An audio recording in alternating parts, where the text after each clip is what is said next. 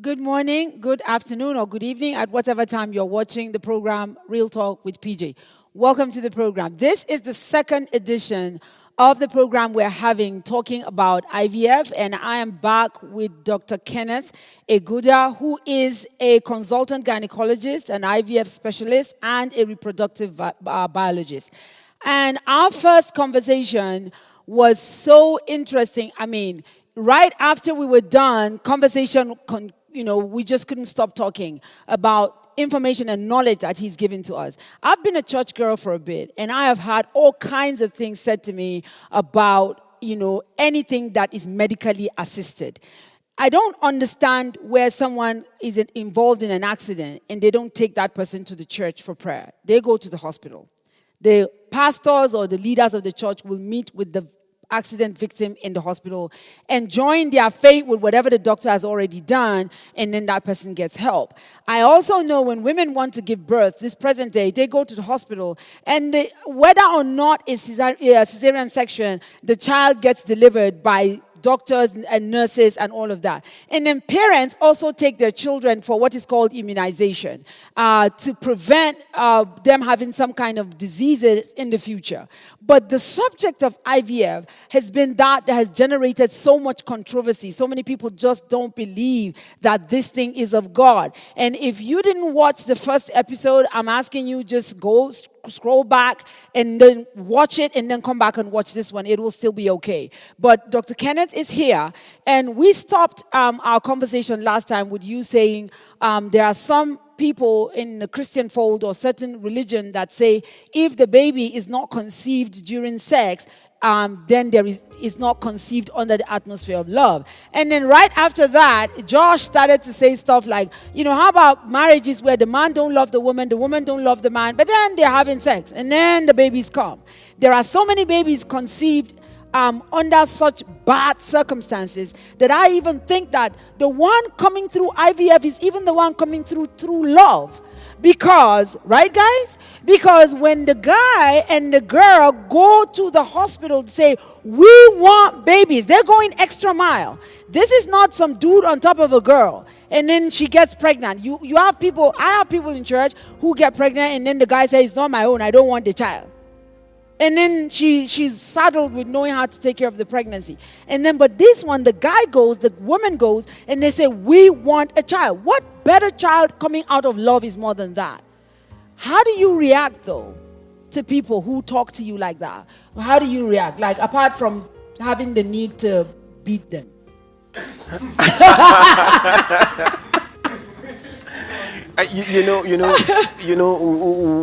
When I hear such kind of comments sometimes, I find a big need, a great need to educate the public.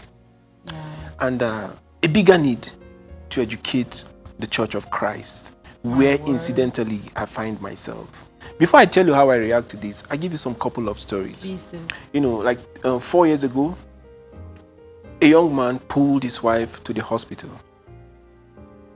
They've been married for like 7 years. They are aging gradually. She was in her early 30s, 32, and there was no child. He is from the eastern part of Nigeria. I know what that means. Oh, yeah. All right, so these are his words. That his wife should show him a sign that she is a woman.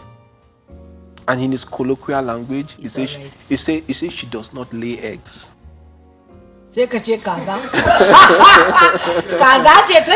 know, then the woman told me her stories. That anytime they dedicate a baby in church would be a nightmare for her. Because she just imagines that this is not happening to her. And she loses sleep, not 1, 2, 3 days, following just one child dedication. It's so bad that there were so many baby dedications in church and this wasn't happening to her that she had to stop going to church. Then, of course, the husband was looking for opportunity to do something else. Then, coming to my office, my consulting room was the woman's last opportunity to prove that she is a woman.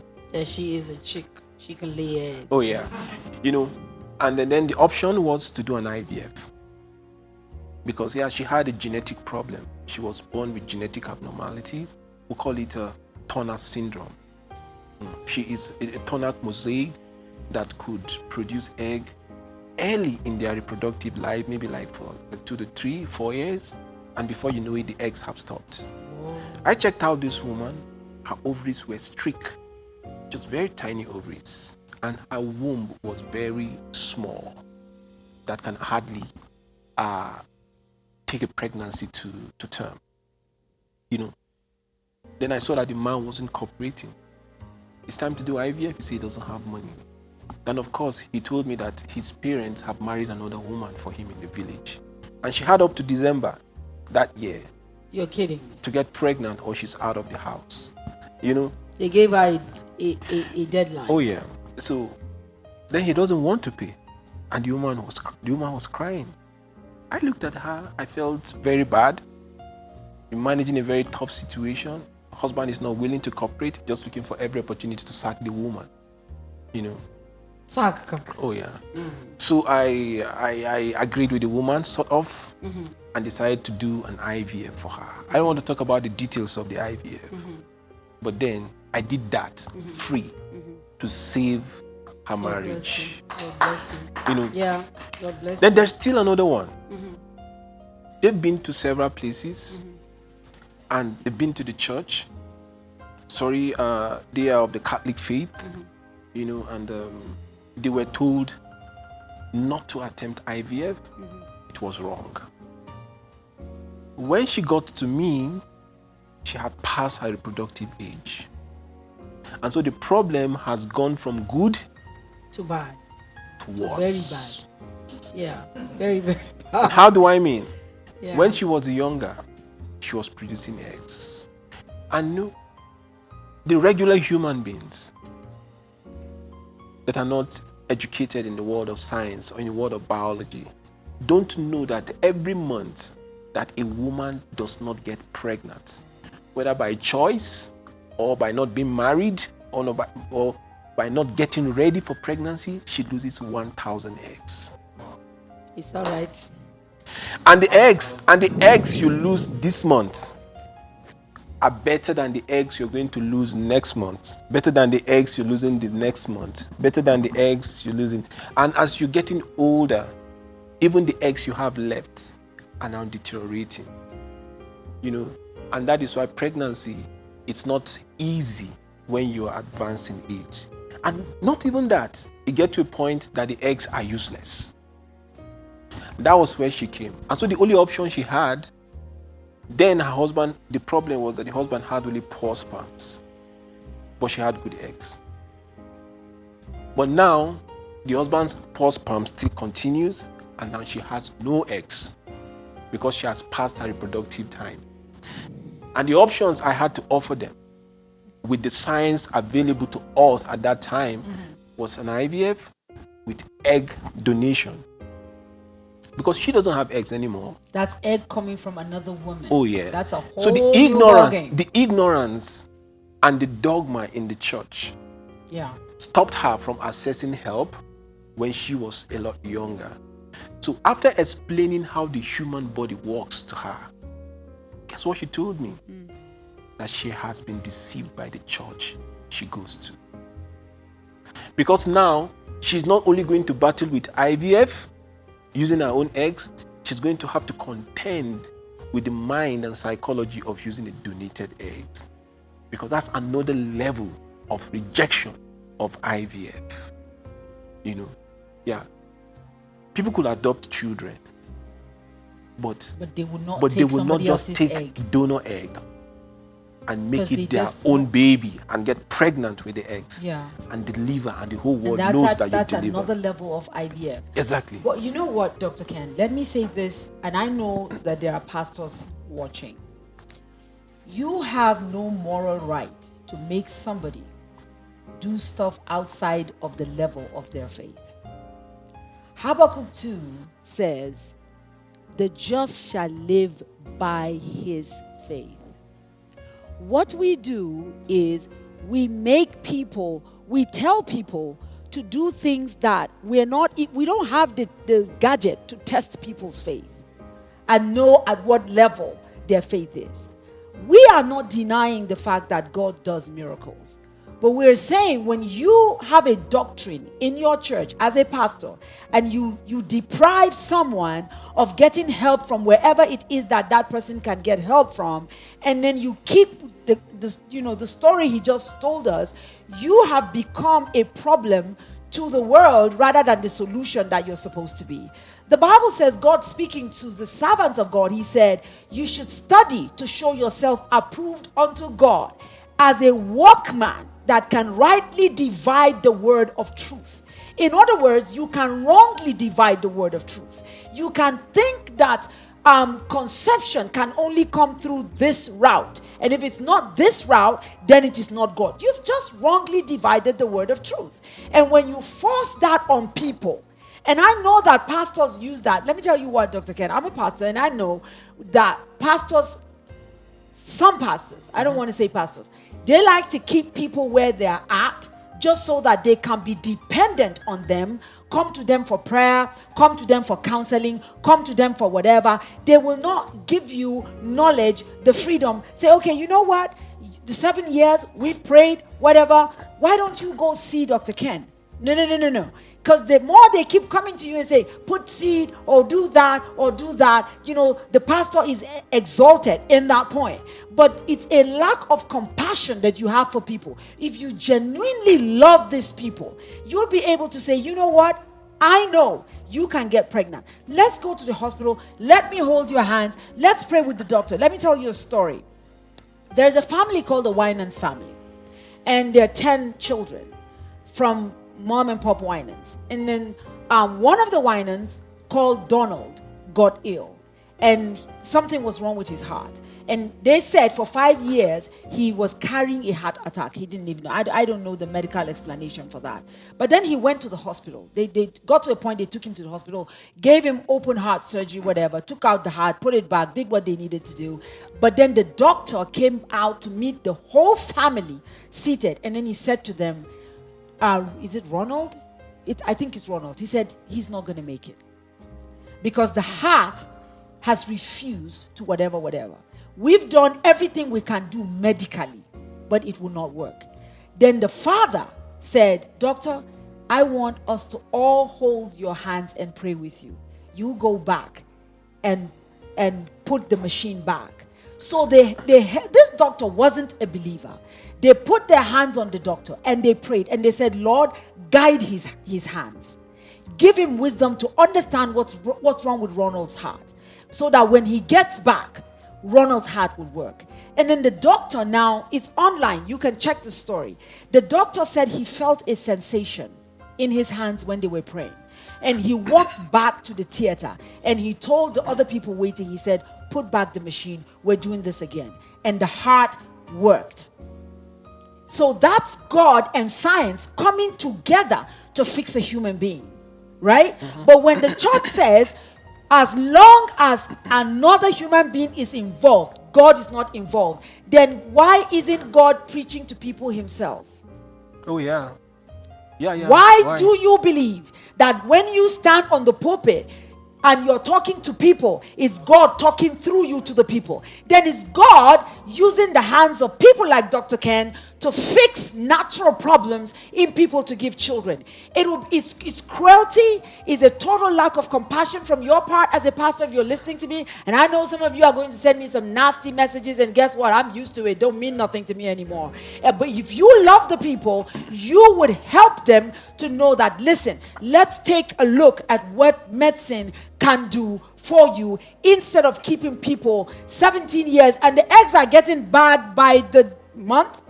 Let's right? say by the day. Let's say by the day. Yeah. And then the eggs are getting bad, and they're getting bad, and then the woman is 50 plus years old. She doesn't have any child, and then you say, maybe that's your will. That's your lot in God. Meanwhile, God has given knowledge to men to be able to help these people. So I want every pastor listening to me, please Don't stand on the pulpit and talk outside of the boundaries of your grace.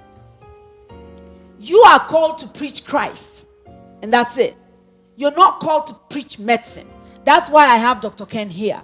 I'm not explaining anything. I had to ask him, what's the meaning of IVF? Right? I'm called to preach the Bible, and he's called to do medicine. My job is to be able to listen to him when he's talking medicine. And when I'm preaching, he listens, right? So that at the end of the day, he does his part, I do my part, and the human being, the individual, comes out with the babies. And we can dedicate, you told me that you can even have 4 babies all at once, 5 babies all at once, so I'm thinking, why didn't I know this dude before I was having children? Like, I don't, you are going to the labor ward every year. Let's just do this thing one time, man. Let's have all 4 kids all at the same time. And then I don't have to have the flabby stomach. And then, you get what I'm saying? Go to labor ward 4 times. Why did I have to do that? Because nobody told me that I could get all the babies through IVF. In as much as it sounds interesting getting 5 babies at once, it may be considered criminal in some part of the world, Really? Because just carrying 2, yeah, it's a big burden. I know, but yeah, it's a big burden and can actually be a risk to the woman. She can herself. Put the other 2 in another woman. Oh yeah, well, right? That's okay. That can happen. But then that's what you call surrogacy. Yes. And if the church is not accepting IVF, what's the church saying about surrogacy, though? I like the dimension of questions that you spring up. Yeah. I actually see that the church is going to have big problem handling. We have the millennium generation youths. We now have the Y generation of youths, and we are now expecting the Z generation of. That's the end of the Z matter. generation of youths are those whose brains are wired weird. What they think is different. Okay, imagine you were a pastor. Hot already. Imagine you're a pastor, and a member of your church came to you that she wants to get married at the age of 44, and she's going to get married to a young guy who's probably 37, who is still hot, steaming hot. Okay. We need some cool air in this place, Josh. Can we have some cool air? There's some hot things going on, please. Can you help us with some cool air, please, over there? Then you have guys like me in probably your counseling team or something, who is already wondering, this guy would want to have kids, and you are not likely at the age of 44 are going to give him kids so easily with spontaneous conception. Okay. And you now do a private counseling with her, and she tells you that I've got my eggs frozen several years ago when I was even 25. I've frozen like 3 to 4 canisters of eggs, that is when the eggs were very potent. Good mitochondria, good cells, good viability. And she said, pregnancy won't be a problem. I'm going to do an IVF. And here are you, a pastor. You have actually not accepted the idea of IVF is okay. Yeah. And now you have a weird girl, a Z generation girl, telling you she has eggs frozen. Yes. How would you counsel her? Well, I'm a Z generation pastor. I think I am a Z generation pastor. To be honest with you. You see, the truth is this. The world has gotten to this point already. And if, just as I heard you just admonishing pastors to go and get themselves enlightened and get themselves aware of the technology advancement.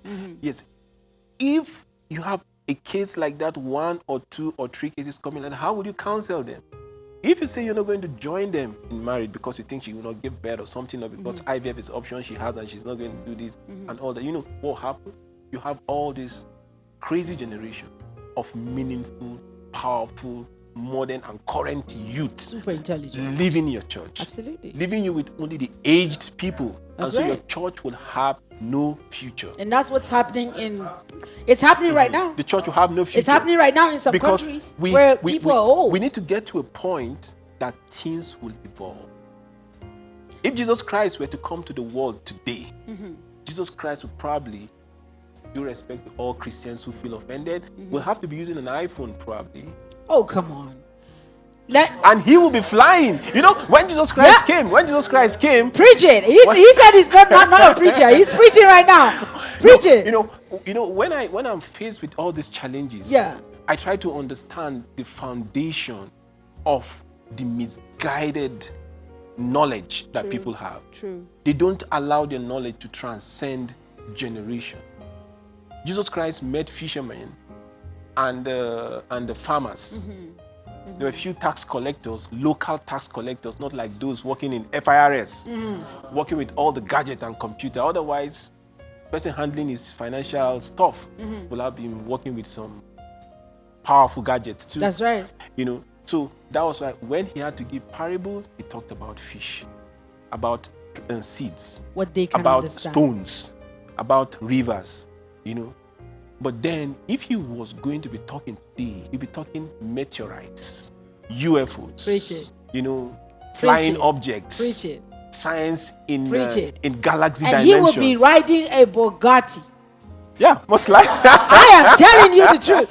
Listen, somebody said to me, he's not going to be on no donkey. You know what? People say, people don't understand that in Middle Eastern culture, when you have camels and then you have donkeys, right?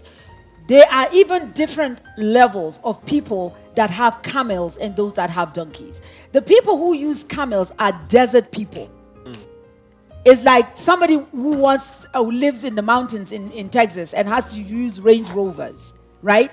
But the people who transport themselves in the city use donkeys. So for you to even have it as a mode of transport in Middle Eastern time, in the time that Jesus was on the earth, he wasn't asking for something that was poor. He said, I want a young colt. In other words, he's not using fairly used. Oh yeah. Come on, somebody.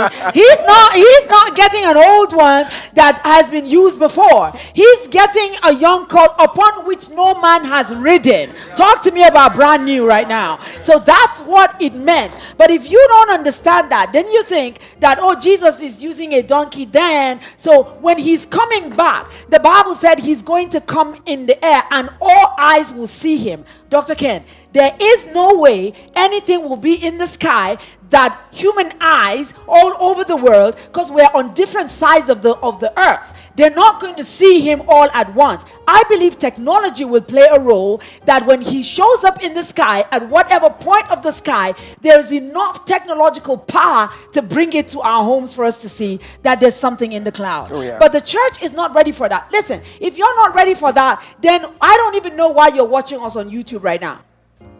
Was there YouTube like 30 years ago? Back in the day, what were we using? The phones were as big as this notepad when they came out, and people were even celebrating it. Now it's as tiny as this. All of us are using it. There was a time when people would preach with their fat laptops on the table, and they were the it guys who were doing that. And technology has grown. And listen to me, God is not against technology.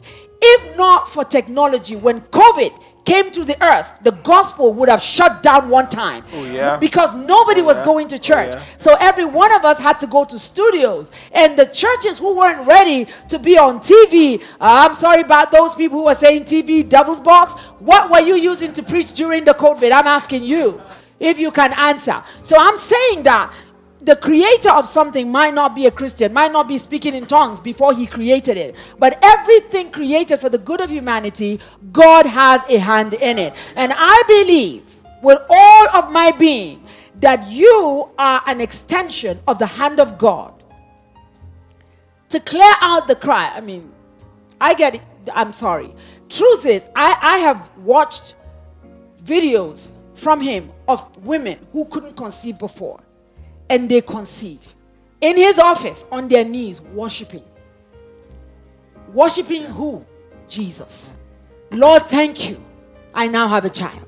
I have watched a video of couples hugging because he has brought the good news, the glad tidings. And the Bible said, blessed are the feet of they that bring good news. So when you come with that document, because you've done the test and then it says positive, that this people are going to have a baby, they begin to cry, they begin to worship, and some ignorant pastor, the worst thing you can have in your life is an ignorant, uneducated unintelligent pastor.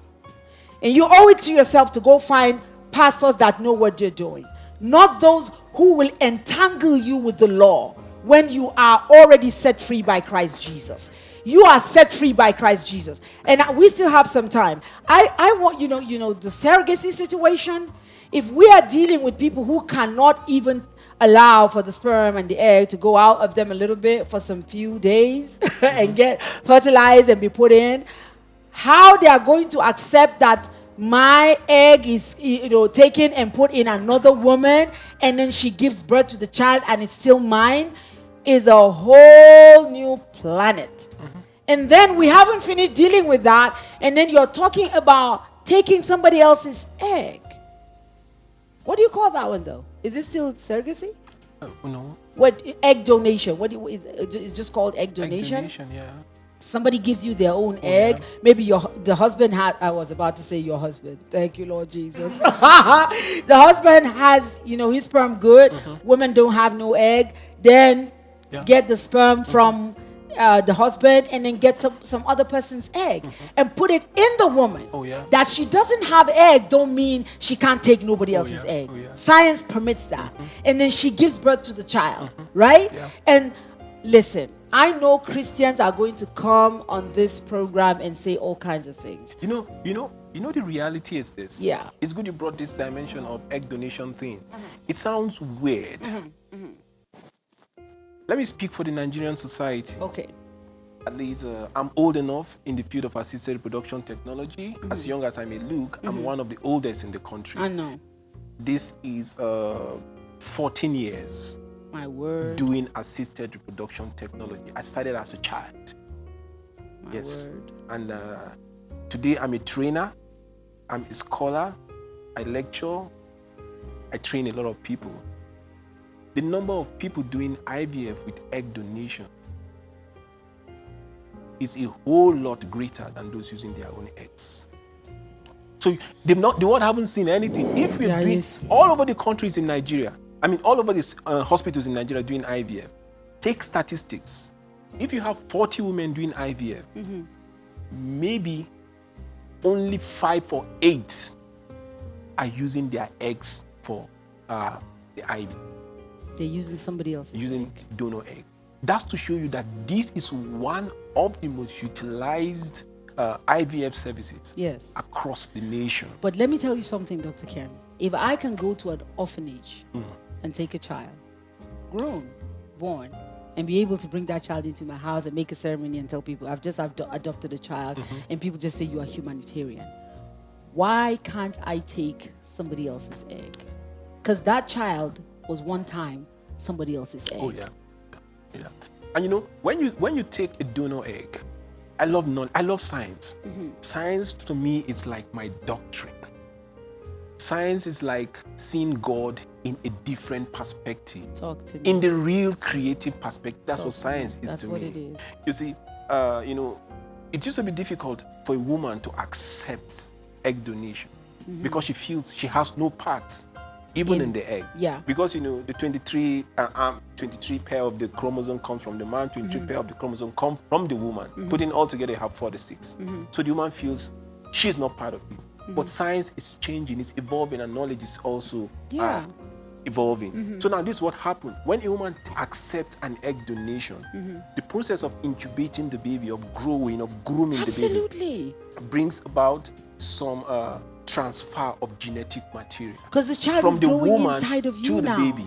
You understand? So that some of the characters of the woman find themselves imprinted in the gene of the baby, even though the eggs are not hers.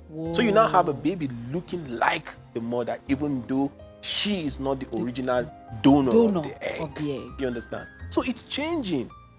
Whatever you don't understand now, don't just criticize it. Absolutely. There's a precedence that we all see all the time. Change is never welcome in the world. Absolutely. Be it in the religious sector, political sector, in scientific world, change is never. After all, when bicycle came into Nigeria, do you know the history? Yeah. It was like Pela's mom, when she rode her first car, they're still talking about it, right? Yeah. So like the witch, driving on 2 legs. And before you know, cars came. And today you don't even understand the dimension of cars that are coming, because knowledge is enhancing, knowledge is moving forward. Absolutely. So the baby begin to look like the mother who didn't use her egg for the IVF process. Yeah. So the world should get real. Absolutely. The reality is this: more people use donor eggs for IVF than using. But ask this question: why is it so?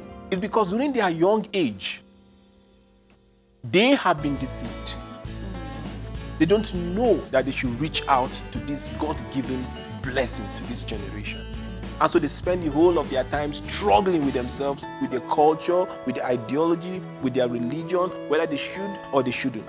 So when it is now the last ditch response, they now decide to do IVF, and then there are no eggs. And so they have to do the tougher part of it. So who lost at the end of it? My word. So that is how it is. So egg donation is a very viable IVF. And now you have people donating eggs. So what do you think about people donating eggs? You know what, people?